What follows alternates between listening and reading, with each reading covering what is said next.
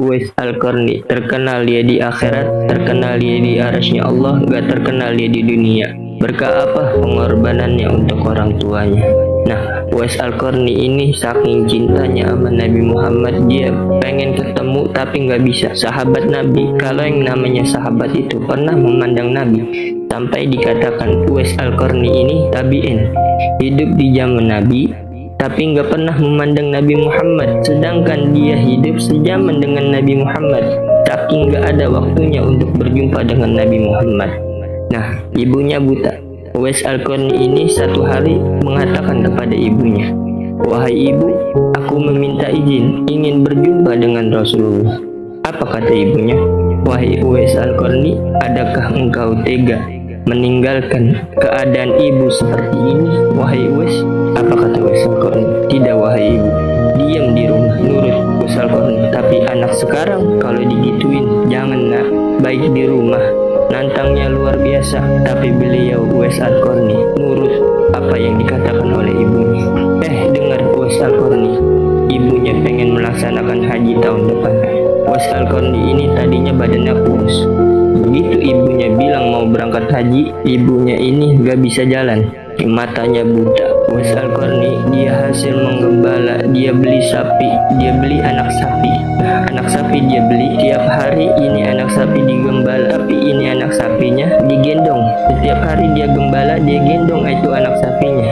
Tiap hari sampai orang-orang yang melihat Uwais Al-Qarni ini mengatakan, "Wah, Uwais Al-Qarni udah gila, anak sapi digendong-gendong." Sampai begitu udah lumayan lama, beberapa bulan ini anak sapi kan gak jadi anak sapi lagi, jadi udah gede. Nah, tiap hari itu ngangon sapi, sapinya ini masih ada di gendongan, dari naik ke atas bukit turun lagi, naik ke atas bukit turun lagi, gak pernah lepas dari gendongan Uwais Al-Qarni. Sampai badannya Uwais Al-Qarni itu gagah. Ternyata pas bulan haji, ibunya nggak turun dari gendongan. Ternyata apa? Ternyata dia latihan untuk menggendong ibunya sampai ke Mekah, sampai selesai haji, lalu dikembalikan lagi orang tuanya ke negerinya. Sampai setelah itu Uwais Al-Qarni begitu selesai pulang haji, ditara orang tuanya dan mengatakan kepada ibunya, "Wahai ibu, tolong biarkan saya bertemu Rasulullah. Saya sudah tidak lagi membendung rasa cinta saya kepada Rasulullah SAW." Rindunya luar biasa ini Uwais Al-Qarni terhadap Rasulullah, sampai Uwais Al-Qarni mengatakan, "Rindu ini luar biasa sampai aku ingin memandang wajahnya," kata Uwais Al-Qarni. Apa kata ibunya? "Silakan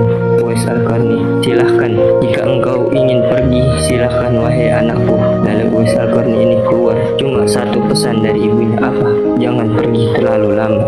Tuh kata ibunya. Begitu singkat waktu Uwais Al-Qarni sampai di depan rumah Nabi, diketok rumah Nabi, dan di saat itu Nabi nggak ada, Nabi sedang lagi peperangan. Diketok lagi sampai Uwais Al-Qarni tunggu dari 1 hari, 2 hari, 3 hari, sampai seminggu nggak datang juga. Sampai Uwais Al-Qarni teringat kepada pesan ibunya, apa?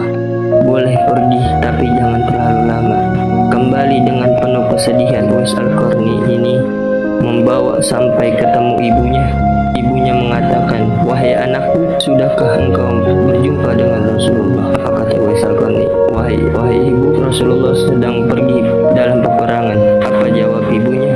"Tidakkah engkau menunggu? Aku sudah menunggu dalam 1 minggu. Kenapa tidak menunggu lebih lama lagi?" kata ibunya. "Aku lebih mendengar apa katakan oleh seorang ibu agar aku tidak pergi terlalu lama. Yang ada di pikiranku hanyalah tentangmu, wahai ibuku." Ridhonya orang tua, subhanallah, luar biasa. Sampai Nabi pulang peperangan, amanah langsung untuk Sayyidina Umar, Sayyidina Ali, "Wahai Umar, wahai Ali, jika nanti ada orang-orang yang ingin berdagang ke Mekah, carilah yang bernama Uwais Al-Qarni. Dia mempunyai, kalau kita bilang ini punya tanda di punggungnya, penyakit belang. Ada tanda di punggungnya sebesar 1 koin dinar." Begitu setelah Nabi wafat, subhanallah, diamanahkan langsung Sayyidina Umar, Sayyidina Ali, cuma disuruh cium tangan.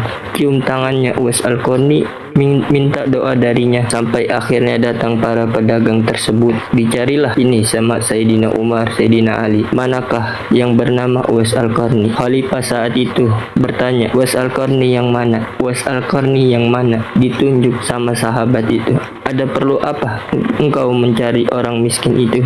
Dia orang gak punya, kata tukang pedagang tersebut.